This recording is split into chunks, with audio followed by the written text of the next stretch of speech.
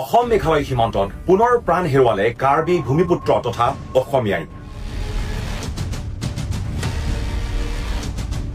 আৰু কিমান প্ৰাণ হেৰুৱাম আমি, আৰু কিমান তেজ পৰা দেখিম, আৰু কিমান লাঠিৰ কোব খাম, আৰু কিমান প্ৰতিবাদ কৰিম, কিমান স্মাৰক পত্ৰ প্ৰদান কৰিম, কিমান আলোচনা কৰিম, আৰু কিমানৰ মৃত্যু হলে চৰকাৰে আমাৰ দুখবোৰ দেখিব।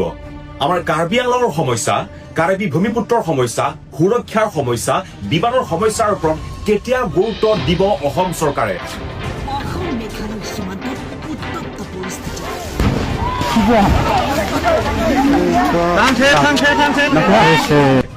আৰু যদিহে অসম চৰকাৰে আমাক গুৰুত্ব দিব নিবিচাৰে, আমাৰ সমস্যাৰ প্ৰতি সমাধান কৰিব নিবিচাৰে, আৰু সদায় এই ভেদভাৱ বা সমদৃষ্টি যদি আমি নেদেখো, আমাক পৃথক ৰাজ্য দিয়ক, ছেপাৰেট ষ্টেট দিয়ক, সেইটো আমাৰ সিদ্ধা আৰু স্পষ্ট কথা।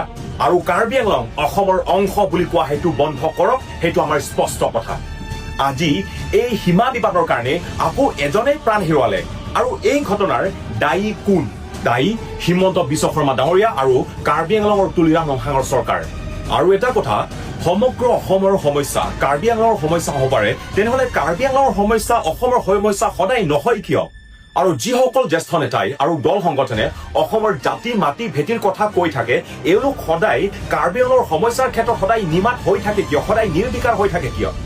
আৰু আমি 1972 অৰ্থাৎ 1972 চনত যেতিয়া অসম মেঘালয় বিভাজন হৈছিলে, সেই সময়ত আমি অসমত থকাটো বিচাৰিছিলো, অসমক আপোন কৰি লৈছিলো।